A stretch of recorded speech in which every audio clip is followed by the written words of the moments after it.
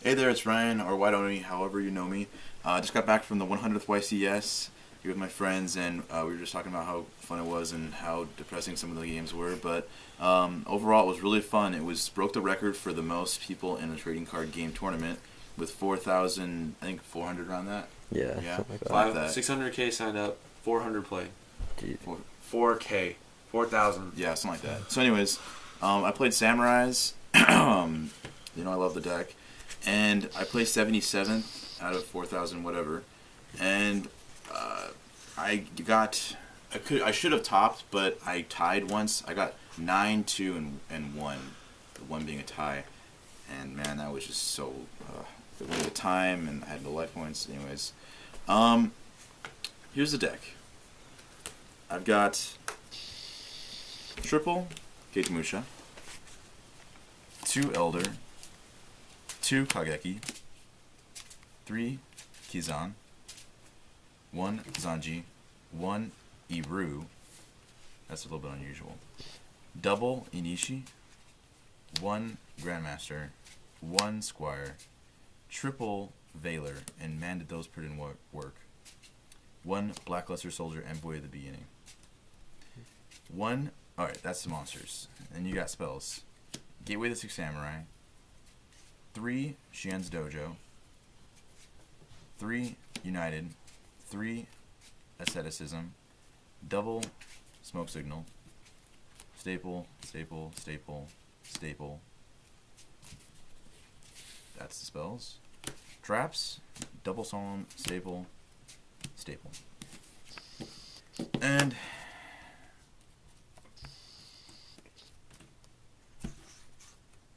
for my side deck, Trap-wise, how come you didn't use double-edged? double-edged sword technique. Yeah. I didn't. For one, I'm removing stuff all the time with Inishi. This deck just totally focuses on getting Inishi out, and I want to have that stuff in the grave to just remove for Inishi. I can't tell you how many times I'd actually be in a situation where I'd want to get stuff in the grave just so I could use it for Inishi, and if I didn't even have the stuff in the grave for Inishi, I wouldn't have it for Dojo either. So I just feel like it's dead a lot of the time. Against Inzectors and stuff like that, it gets blown up really easily, and Inzectors are a really bad matchup for us. So it's just, I'd rather just not have Inzectors laugh at me when I have that on the field and stuff like that. And it was just, I didn't see it being that useful, to be honest. Yeah. And there's BLS too. For the side deck, this just really helped me. I mean, honestly, I didn't even come up with this. An old Samurai player who was a really good player named Jackson Hamilton, and he helped me out with this, and this really worked out well. Double Musakane, and this part was my idea though, but this was to get rid of dinos and stuff like that. I don't main this. In fact, I actually thought I wasn't even gonna play this because it's so bad against Inzectors, and it's useless against a lot of things. But oh my gosh, does this help me today? I mean, when people side against Samurais, they immediately think Dyna, and a lot of things they did where they go set Snowman Eater or something like that. So even people like Hero Beat and stuff like that, it just helped. It was amazing, and it just really, I feel like its home is in the side deck. Double Rivalry of the Warlords. Okay, a lot of people maybe think that this is best at 3. I'm a 2 type person. I think that this is really good at 2. I don't want to get 2 of these in hand. I know some people think that it helps them, and it has helped them at times, but I feel like there's a certain flow to Samurais that gets disrupted when you get 2 of these in hand. Anyways. Double Shadow and Prison Mirror, same philosophy. It's good against Inzectors. I have other sides against Inzectors too, so I didn't want to main 3. And it's kind of narrow what it hits. Last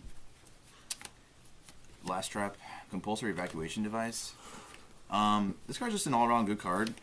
And I think I told you about this in Alan's profile, but this particular card's great against Acid Golem. You send it back right when they're about to activate their effect and detach. They don't get to detach. They lose 2,000 life points, and they lose their Acid Golem. There's just other things they can stop too, like Dino Rabbits. You just send a Dino back to their hand. The other Dino gets destroyed. It disrupts their plays. 2 Fissures. This card, it's okay. I mean, it was kind of the thing that I sided in when I didn't know what else to side in against E-Heroes, because it stops 3 of their main cards, and it was okay. It did alright against them. Unfortunately, I only played 1 Chaos Dragon, and it did work against them. As soon as I played this and I had other things down, he was just scooped. And that was late game too, so I guess he must have really had nothing with this on the field. So it's still, I think it's still worthy of being in the side deck. Like, what was your like mindset just putting it in just to stop? Oh well, I thought that maybe it'd be like some people playing Chaos or Sworn or something like that I'd run into. I did not expect an assload of heroes. I really expected a lot of like crap, like cheap Light Sworn decks and stuff like that, and people relying on the graveyard because all the non-meta decks are like reliant on that. So I thought that this would be good for them, and it didn't really do much. You could go without citing it. Double smashing. This is for mainly rabbits, so you can just get like their Dolka out of the way or make them waste their Logia. Thanks. So it's alright. It helped. It worked out good.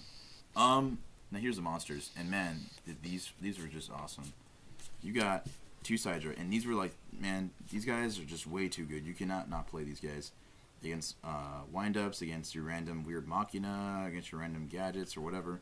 You just play these, and you just take everything. You know how to do it. It's just too good. And then you got 2 DD Crow. These guys were great too. You just target anything in the grave that they're about to target. You know what to play it against Inzectors and whatnot, and so that was good too. So I think that the side deck really helped me to get to where I was at. Like, I like to believe that my personal techs in the main deck were great, and I think that they are. I think they helped me out a lot. But I feel like I won a lot of games that I shouldn't have because of the cards I sided. Even though sometimes I really needed them and I didn't, I found ways around it because our deck's so versatile. When I did have these guys, they helped a lot. Extra deck.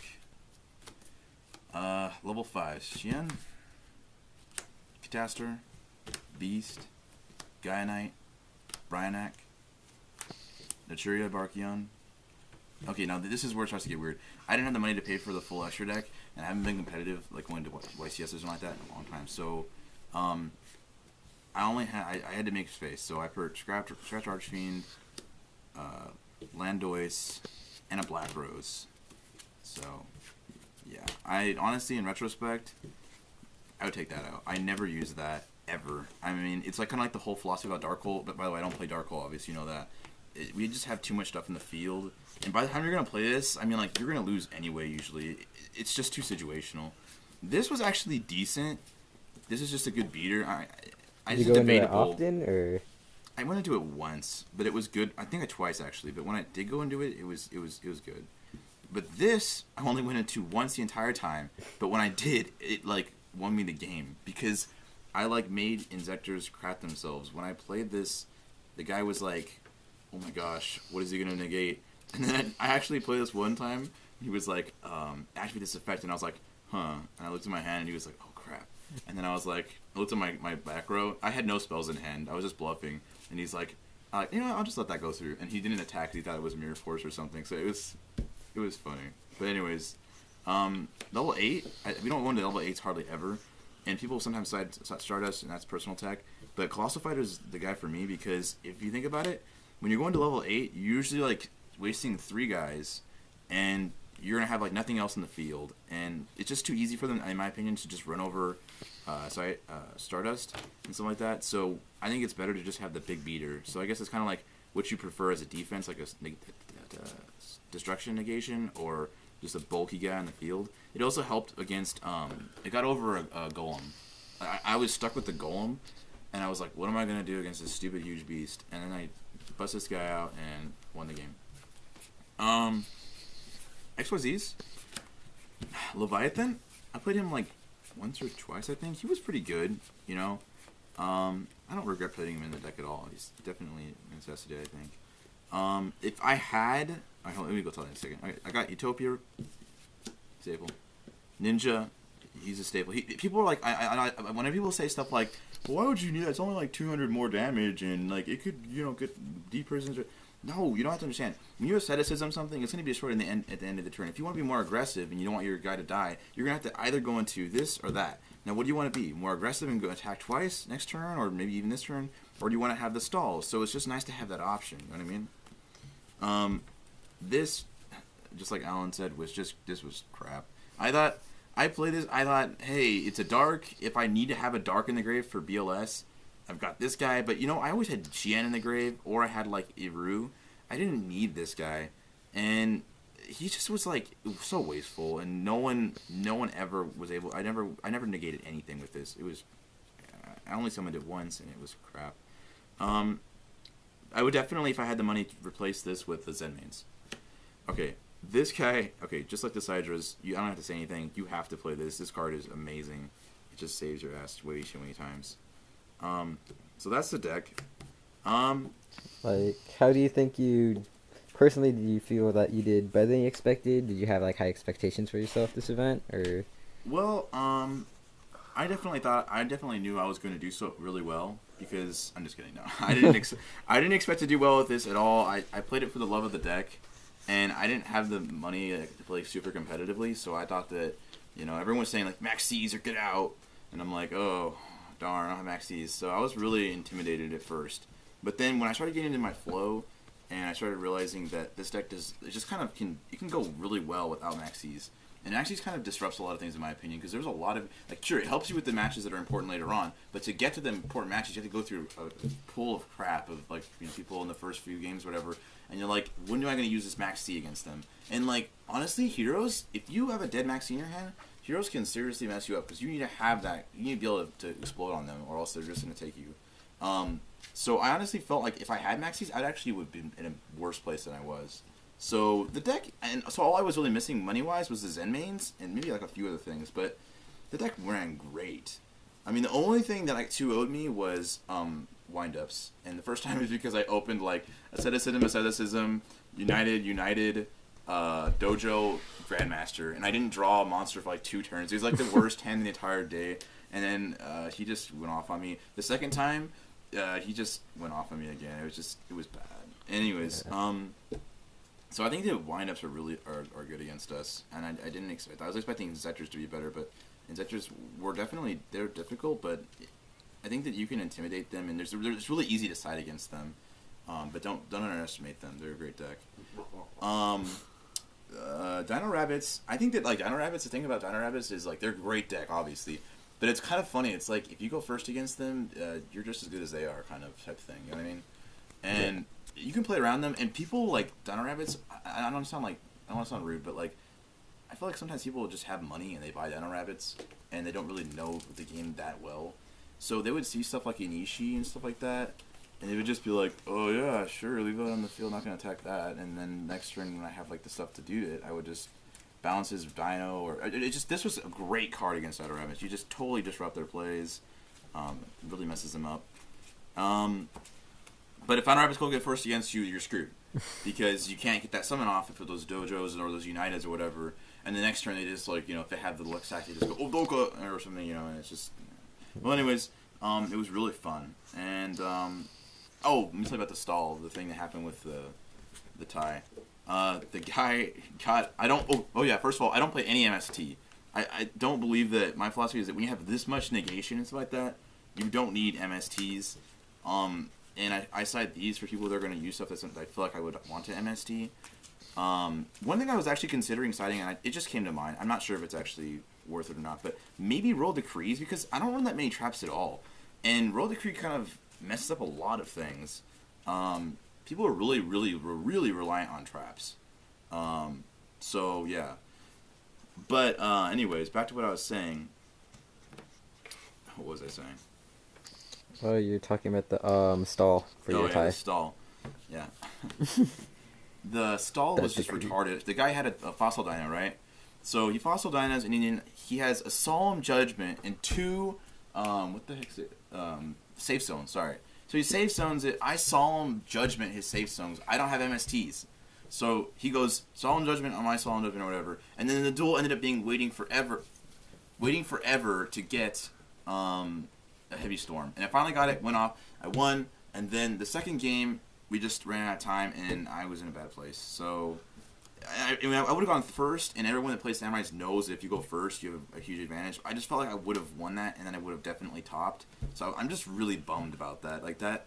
That bummed me out, and a lot of judges were just kind of they just straight face lie to you and act like they know what they're talking about when they obviously don't. Even my friend Aaron, he's like, don't trust them because they really don't know what they're talking about. And I wanted to believe them, so I didn't listen to my friends. But they were saying stuff like, oh, if you've gotten, if you're X2-1, if you finished all the way through with X2-1, you'll definitely make it because we're gonna have some X3s in there. But no, even with 64, only people that X2 period got in. I think maybe there was like a few people maybe that got X21. No, I'm pretty sure there was people that got X21, but they must have had like really good tiebreakers or something. But, yeah, well, you never know. I mean, yeah, but 77th place, you know, with a deck that no one really saw coming, and honestly, no one really saw this coming. A lot of people were shocked, and I was surprised. Like, why didn't you expect this? You know, smoke signal and stuff. But people were just really shocked by this, and not people. People had things side against it. One thing that did hurt. One thing I have to say: be prepared for this. Puppet Plant and Kinetic Soldier are going to be effing annoying because everyone is seeing how heroes are being played by everyone now. Because it's like the new agent deck that's so cheap and easy to make that they just side this crap against you, and you're like, oh man, this isn't even intended for me, but it's right in my face. And it's just so annoying, but just be aware of that. Pretend like it's still competitive Samurais like 2 formats ago, and people are siding against you because that's pretty much what it is, and it's really annoying. But we can work around it, and it was just a really fun time. I surprised myself with a lot of plays. Like I went against a lineup deck, and he tried to not overextend and then set up and. I didn't even summon Xian. I just did like some weird crap with asceticism and then bounced stuff and attacked for game first turn or something. And it was fun. There's a lot of things that I didn't even notice. And you learn a lot from YCSs. Almost always do. No one's too pro to learn something from YCS. And so it was definitely worth the trip and the money. And the mat plays for the ticket. So yeah. Well, thanks for watching, guys.